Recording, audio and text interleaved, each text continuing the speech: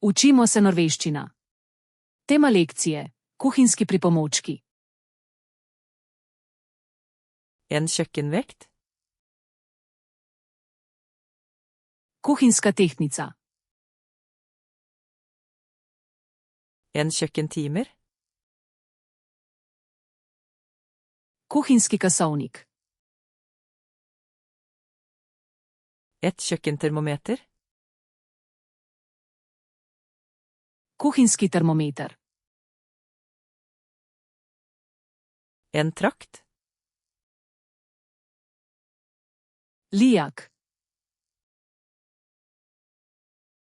En hvitløkspresse. Stiskalnica za česen. En sitruspresse. Ozemalnik citrusov. En potetmoser. Tlačilka za krompir. En pizzaskjærer. Rezalnik za pico.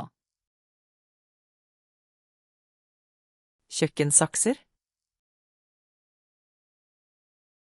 Kuhinjske skarje. En bakepensel. Copič za pecivo. En avkjølingsrist. Mreza za ohlajanje. Et gryteunderlag. Podstavek za lonec. En glassåpner. Odpiralec kozarcev. Et isbitbrett. Model za led. En deigskrape. Strgalo za testo. En melsikt. Sito za moko. Bakepapir.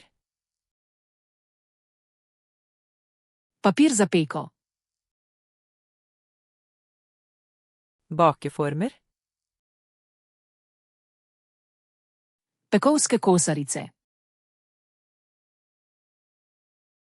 Cupcakeformer. Kosarice za cupcake. Tannpirkere. Zobotrebci. Trespid. Lesena nabodala. Kjøkkenhissing. Kuhinjska vrvica. Osteklede. Sirarska gaza. En sprøytepose.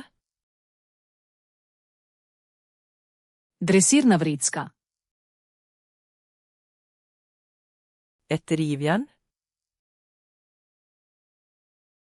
Strgalnik.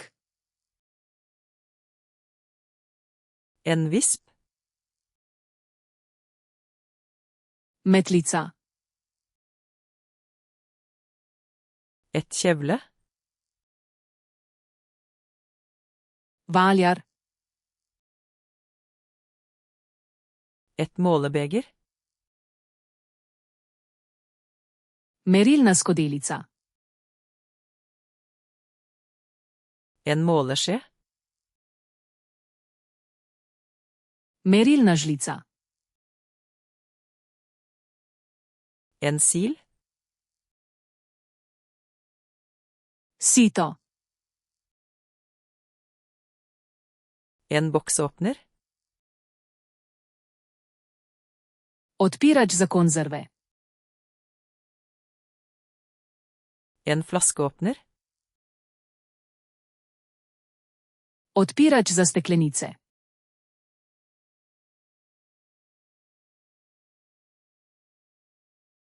Et målebeger.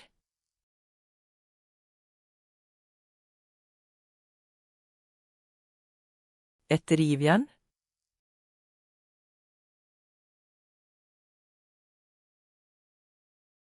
En pizzaskjærer. Želite zavedno ohraniti te besedo v spominu? Obiščite Flaškaroluna, ter brezplačno vadite ta in na tisoče drugih kompletov. Povezava je v opisu.